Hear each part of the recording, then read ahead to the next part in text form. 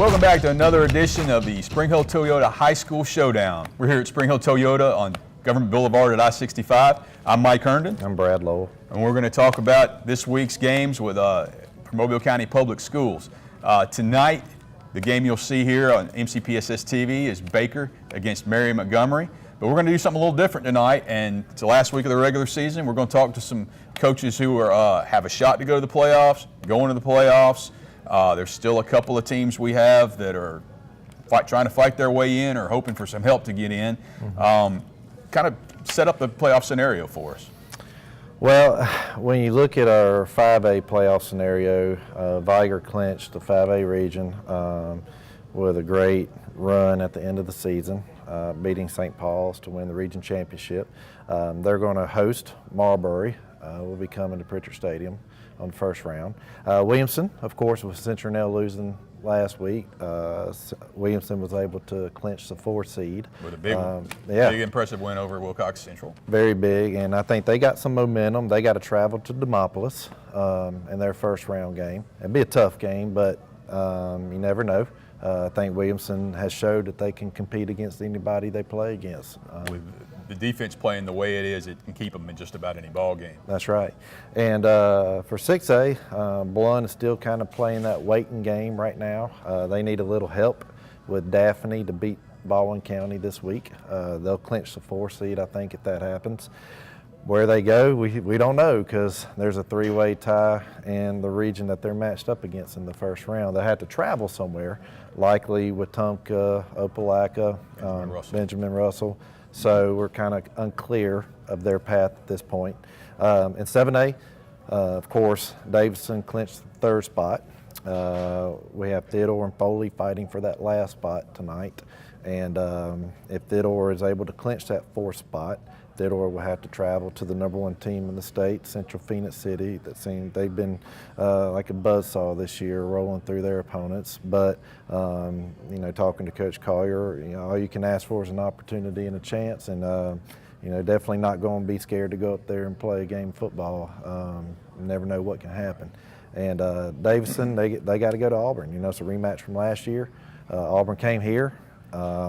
Davidson was on the short end of that game. Maybe, you know, this would be a great opportunity for Davidson to go up there and give a little revenge to Auburn. Absolutely. We're going to talk to Davidson coach Fred Riley about that a little bit and about tonight's game, the Warriors going against Alma Bryant to close out the regular season. And we've also got Theodore coach Eric Collier. He'll tell us about that winner go home game with Foley, right. And then the possible playoff scenarios after that going to Central Phoenix City. So stay with us. We'll be right back.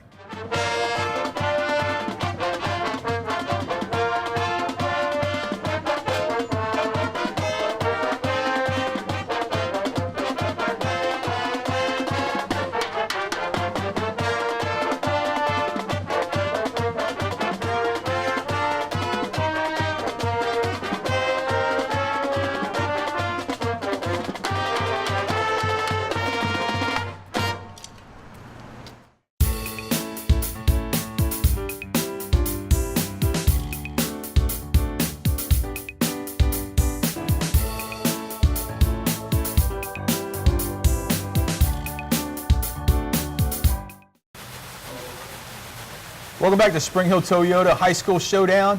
We're here with Theodore head coach Eric Collier. Welcome, coach. Hey, how are you guys doing? Glad to have us here. I don't like to use the phrase do or die because we're playing a game here, but this week is win or go home. Yeah, it's pretty much do or die. I want to go home, like you said. Kind of set the scene for us with the situation with the game with you and Foley in 7A Region 1. You know, I was talking to our seniors earlier today, and the thing I told them is you know, we're still pretty fortunate because we control our own destiny. I mean, we're not sitting there having to wait on someone else to handle things for us. So if we'll just go out and handle our own business, we'll be fine. So, what do you know about the Lions? How do you match up with them? You know, little quarterback's a good little player. He makes plays. He can extend 3rd downs on you. Defensively, I tell you, the defense front's a good ball club. So that's what I really worry about is their front 7. They're sound. They're thick. They play hard. So it's a big concern. Coach, you know, throughout the course, football season is a long season and it's a grind, and you have to deal with ups and downs. You have to deal with injuries, and you've had a couple of games really earlier this year, two that kind of come out is the Fairhope game and, of course, the Murphy game in double overtime. And both of those games, of course, didn't come out in your favor, but, you know, keeping the kids focused throughout the year and still controlling your own destiny still has to be, you know, a little relief knowing we at least got to this point with an opportunity that we control. You're right, Brad. You know, I talked to the kids Sunday about that. And again, our staff's done a good job of keeping our kids focused and letting them see the goals ahead of them. But we got a good senior class too. They understand this is, yeah, it is win or go home, but they understand this too. Is show up every day and go to work, grind, and you know, you look at Fairhope, last play of the ball game. Right. You look at Murphy, last play of the ball game. So it is tough, but it's an emotional roller coaster. But what's crazy is I asked our kids Sunday, who was the first game of the season? Half of them couldn't tell us. Right. So yes, it is a long season. Absolutely. Tell us a little about the player you brought with you today. Well, you know, Tyrone's been with me for 3 years. Tyrone has played safety. It's his second year starting. Does a great job. You know, the good thing about Tyrone is, number one, he's probably one of the better leaders we've had. Number two, he's hard-nosed. He's going to come downhill. He does a good job coming. He does a great job running the alley for us. And he's a dependable kid. You know, he was offered 3 weeks ago by Tuskegee. And we feel like there'll be other offers for him. But you know, bottom line is this, he's a great ball player and he's a great young man. So we're blessed to have him. Tyrone, tell us a little bit about how this defense has come together, and do you think it's progressed as the year's gone on? As a defense, most of us knew each other because we played young, and most of them really like my brothers because I played with them for 3 years now, and it's just we all got a tight bond and we play for each other. We don't just play for as an individual. We're not an individual on the team. We just play for each other and try to win the game. You're facing a pretty good quarterback for Foley this week. Does it help that you see a really good quarterback every day in practice? Does that help prepare you for games like this? Yes, sir. Because if you're going to play, it's hard to prepare yourself for a game and somebody that's not as good as the quarterback you're playing against is not really good. So you got to have somebody that's going to. Well, Tyrone, you know, we talk about defense. I'm an old defensive coach, so I understand where you're coming from. One of the things that y'all have done over the course of this year, y'all have played pretty good defense. It's real easy sometimes when the other phases of the game are not necessarily going in that direction, and sometimes that causes a rift within the team. How have you guys managed to kind of keep the team together and to refocus and still give yourself an opportunity here? When we go out there, we feel like if we get a turnover or we go out there and just make them punt the ball, then we feel like our offense is going to score. You know, sometimes it don't go in their favor, but in our back of our mind, we still feel like if we get another turnover, the offense is going to do what they need to do every play. Stay with us. We'll be right back.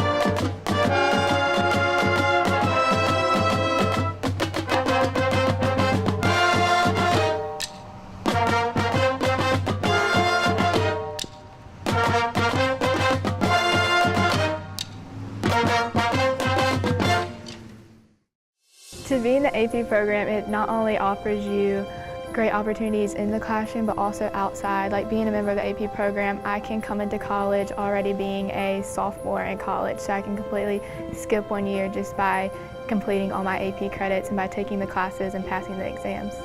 I would recommend other students to take AP classes because being a member of the program offers so many benefits and helps you decide what you want to do in the future and where you want to go with your life. Welcome back to the Springhill Toyota High School Showdown. That was a pep band from the Theodore High School Marching Band, and we're back here with Theodore head coach Eric Collier. Have a new player with us, Eric. Would you like to introduce him? It's Hunter Tillman. Hunter plays receiver for us, but you know the thing about Hunter is he's been a three-sport kid. He's played basketball, plays baseball, and football. He does a great job for us, and we're blessed to have a young man. Great kid in the classroom too. Well, I know you're probably hoping to delay the start of basketball season for just a little while longer. Tell me a little bit about how the offense has come together this year. Well, this year we've really been a little shaky, really. We've been relying on the defense to help us win some games, but we feel like we've come together offensively better, so we should be able to move it this week. Have you noticed anything with the Foley defense that you feel like you can attack? Well, the front seven, they're really good and big, so we might have to rely on the passing this week. Coach, how do you feel like the offense has progressed as the year went on, and you feel like the running game's starting to pick up a little bit? You know, yeah, I think the last couple of weeks it's gotten better. You know, it's been up and down. You know, one week you look really good, and next week you struggle. But also the opponents got a lot to do with that too. We played McGill last week. McGill's good on defense. They did a good job. But you know, Roy Tukes is doing a good job for us. You know, so we feel good about that. And Haywood's doing a real good job. Jimmy Haywood's doing a good job for us. So we're expecting those kids to be a big impact tomorrow night. But also, you know, Hunter's done a good job. You know, the thing about Hunter is people are now having to double him. So we need either Jordan O'Neal or Fabian Williams to step up and make a few plays this week, and that would help us tremendously. And you know, we're working towards that. But again, overall, offensively, I think we've gotten better in the last 2 or 3 weeks. Of course, everybody knows Trevor Andrews being the quarterback returning from this year. A lot of people may not understand how well he runs the ball as well as throws it. It's kind of turned into a dual threat for you. Well, you know, you don't realize Trevor's a big kid. Trevor's 6'2½", 200 pounds, and he's a 4'7" kid. And he has done a good job running the football. You know, throwing it, he's thrown for over 3,000 yards, but he's done a real good job running it. And we're going to do that this week. We expect him to make some plays running the ball this week. So, you know, if he can do that, you know, that always helps. Coach, what are, going into this game with Foley, what are the things that you foresee, you know, if you could pick one thing offensively, one thing defensively that Foley really does well, what are those things? You know, they're a screen. They're a perimeter team. You know, that I was telling the kids coming up here, that's the one thing that worries me is that they'll throw tunnel screens. And if you'll go back and look at Murphy, you know, they hit Murphy on that twice. If they catch you out there playing man-to-man and you don't play it well, they're going to pick you, and next thing you know, they're out for 60. So that's a concern. Defensively, again, their front four is good. You know, we've played, this is our 4th year playing them, and they're always really good up front. And they do a good job there, and it's the same thing this year. They're thick, they're strong, they're athletic, and they move well. So you know, yeah, you can go in there and try to fight that battle. You can try to get the ball out on the perimeter. We're going to try to get the ball out on the perimeter a little more this week. Not to look ahead, but if you are successful Friday and able to beat Foley, your prize isn't much of a prize. Yeah. Trip to the #1 team in the state. Well, you know, yeah, I'm good friends with Jamie Dubose up there, and I'll be honest with you, I've watched them, and they're athletic, but we're athletic too, you know, and I compare them team-wise to a McGill or to a Davidson. So, yeah, they're good. They got players. They got the #1 kid in the state. He's a good player. But you know, I feel good about our kids too. And obviously, the goal when you start every season is make the playoffs, and That's right. you're here with a shot to do just that. Yeah. And again, I say this is you know, it's week 10, and we've been blessed because we can still control our own destiny. So that's the blessing. It's Theodore head coach Eric Collier. Stay with us. We'll be right back.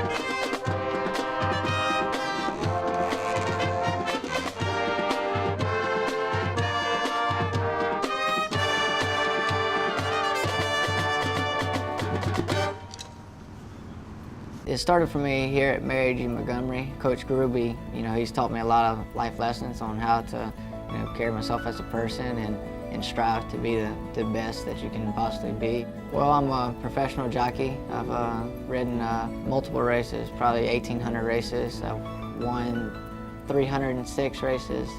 Being here at Mary G. Montgomery definitely helped me become the person I am today in my career. Welcome back to the Springhill Toyota High School Showdown. We're here now, joined by Davidson head coach Fred Riley. Welcome back, Coach. Thank you, guys. Here with us last week before his big game with Murphy, and a game that clinched the playoff spot for you, I believe. Right, it did. And now you know you're in the playoffs, you know who your opponent's going to be, but you got a little bit of unfinished business. Right. Game this week with Alma Bryant. Talk a little bit about them and what challenges they bring. Well, first of all, what a good job Doug has done with that team this year, and I don't think anybody really thought that they would win a game, and they've won 3, and the most impressive thing about them is watching them is how hard they are still playing, and they're a young team. Young teams don't quit. Young teams keep playing hard. They were down to significantly to Fairhope last week, and everybody on our staff, after we watched the film, all of them came in and said, "Coach, did you notice how hard those guys were playing in the fourth quarter?" I said, "Yeah, I did." I mean, they've got some really good football players that are young football players that are going to be exceptional players. He's brought and I love Bruce Breland to death. Different kind of toughness though. I mean, Bruce was a personally tough person. Doug has brought more of a physical, tough presence into their program, and you can see that on film and see what he's trying to get accomplished. And they're going to be a handful as time goes on. Is there a danger with already knowing your playoff situation, where you're going, all that stuff, with looking ahead? And if you let it be, and I've been around long enough to reminisce and tell stories and reflect for kids. In 2006, we were 6-3 with 1 game left against BC Rain. We had Prattville in the first round of playoffs. We knew that was coming up. We held 4 kids out against BC Rain over at Tremere and got beat.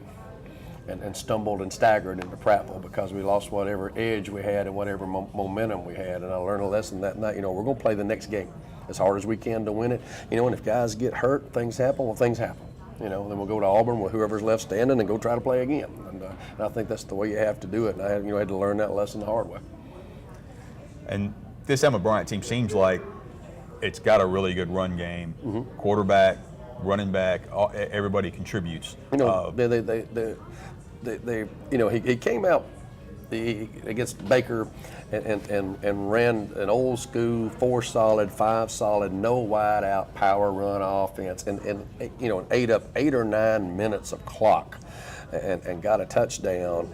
And if you allow somebody to do that to you, somebody that says, we're going to go for it on 4th down every time. Our goal is to make 2.5 yards a play. Well, what we got to lose? Those people are pains now and trying to deal with them. And you have got to, when you got to maximize your offensive possessions, and you've got to score enough points in a hurry to where that strategy won't work. That strategy doesn't win the game. That you look silly continuing to do it. And so we've got to get a 3 and out. We've got to make some plays on offense early to try to separate them so they can't play that kind of game and make them go back to their 3 wide, H-back, 1-back game, which for us defensively is where we match up the best, is when we get people in that style of offense. Coach, obviously you've been around this game for a while and a long-time coach in Mobile. And last year's group, you had a really good squad, graduated a lot of kids. So you really were kind of untested with the kids coming in this year with the younger group. Dropping 2 games, I think it's, right off the bat, but against really quality teams. And I think when you look at the longevity of this season and the way it's transpired, your team has played well defensively all year long. Your special teams is pretty solid all year long. And the way your offense has kind of evolved throughout the year speaks volumes of your staff and you as a coach and your team. Appreciate it. And putting yourselves in a good position in entering postseason. We're unlike offensively any team that I've coached at Davidson, because we run no option plays whatsoever. I mean, we're a Midwestern power run football team. We look like Wisconsin. and things that we do. And Colby Blunt has great vision. He has great patience for that style of offense. And that was the thing. We didn't know that. I mean, Colby didn't even go through spring practice. His first carry in a game was against Daphne in week 0. So we certainly had to evolve and adapt. I think that's in high school coaching, especially high school coaching in a place like Davidson or a place like Murphy, where you have no feeder program, no feeder nothing. You have no idea who your players are going to be. You better have a broad enough knowledge of all kinds of football to be able to adapt year to year, sometimes week to week. Or if you just get married to a system, you're going to run out of guys in that system at some point in time. Unlike Hoover or unlike programs that their sixth graders are running their system and they already know who their quarterback's going to be in 5 years. I don't know who a freshman quarterback's going to be next year. So you have to have a broad enough in everything to be able to problem solve. And I think that's probably why we've been successful long haul at Davidson, because we do have a varied enough background to problem solve and take each season at a time and say, all right, what's the best thing for these guys? Sort of like playing McGill and Daphne early. Well, somebody said the other day, if your schedule had been a little different, and played them later, you might be 9-0 right now. But I don't know if we'd have gone out and played some average opponents early with what we had in play early. We might have tricked ourselves into thinking that we were better than we were, and then get into the meat of the schedule and not beat Theodore and not beat Baker and lose some games down, some 50-50 games, not beat Murphy, that we won later on, because by that point in time we had an identity, because we'd played the best of the best on our schedule, and we knew what we couldn't. Well, we certainly knew what we couldn't do. Right. We know what we could do, but we knew what we could not do, and we had to solve some things. So, well, I know you don't want the players to look ahead, but we're going to look ahead just a little bit. And obviously, this is an opponent coming up in the playoffs that you're well familiar with. Faced them in the first round last year. This year, you get to go to their place, and this year they've only lost one game. To the top-ranked team in the state. Are they better than they were last year, and what type of challenge do they present? Is it any different than last year? They are better than they were last year. Same quarterback, same running backs. That new offensive line, if you want to pick up and say, well, they don't have a lot of guys back, where they have 4 or 5 new starters in the offensive line. Not as explosive at wide out as they were last year. Defensively, same back end, all 4 DBs. Same guys, very, very good player. One named Chiswick, you might recognize that name. And so very solid. They always do a great job of kicking game. The kings of onside kicks and fake punts. Make you constantly have to spend time working on that stuff. We've played him. Coached against Adam when he was at Fairhope in the playoffs and at Auburn in the playoffs. They just do a tremendous job. They got 130 players. 18 coaches, 130 players, 18 coaches listed in C2C for varsity football. Now, we're always going to, at some point in time, if we make the playoffs, run into some type of buzzsaw that is going to be able to out-program us, out-finance us, and let's just try to figure out a way to get it done. And whether it's the first round or the third round or wherever, we've always run into it. Over the years, it's been Prattville and Daphne. But now 2 years in a row, it's Auburn, and we just got to figure out a way to keep the game close and try to win it late. That's Davidson head coach Fred Riley. Stay with us. We'll be right back.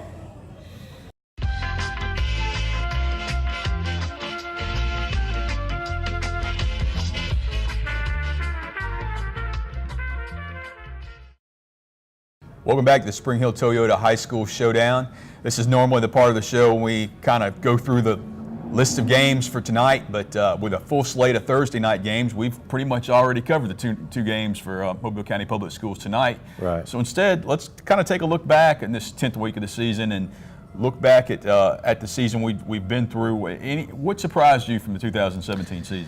Well, let's take it by classification. If you look at the 5A group, I think probably you would have to say Williamson was a big surprise this year. Coach Sumter did a great job of giving them getting the 4th seed in that 5A Region 1, making the playoffs.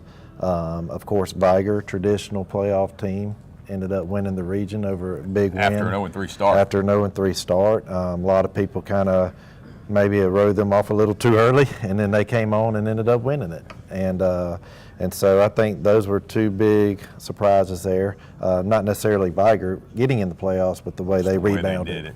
Yeah. And as far as 7A, Davidson clinching. Theodore tonight's in a fight for a spot there, the 4th spot. If they win, of course they both have to go on the road and play two really, really top tier teams in the state. With Theodore, if they beat Foley tonight, having to travel to Central Phoenix City, the #1 team in the state. And then, of course, Davidson traveling to Auburn, which is has turned into a really, really solid program over the last few years.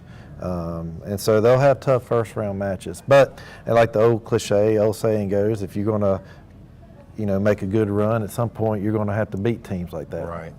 That kind of leads me to my next question. Looking at the matchups and potential matchups with Theodore and Blount, still not sure if they're going to get in.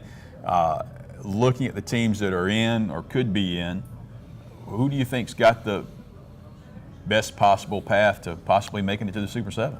Well, believe it or not, I think Blount right now is in a situation where they're off this week, so they're sitting, and they're dependent on Daphne beating Baldwin County. Right. If that's the case, they'll get in, I think, as a 4 seed.